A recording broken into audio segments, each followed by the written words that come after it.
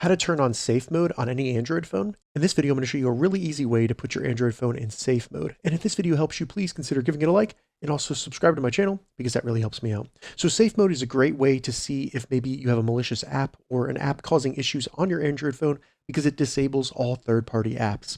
So we can easily put our Android phone in safe mode by first bringing up the power menu. And that's going to be this menu right here. I'm just holding down the power button to reveal it. If when you hold down the power button, it opens up Gemini or Google Assistant, you can also open that up by swiping down all the way until you see the little power button, select it, and then you'll get the power menu here.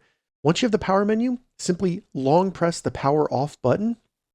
You'll then see a menu that says, do you want to reboot into safe mode? It gives you some more information about it. Just go ahead and select OK. You'll then reboot your Android phone.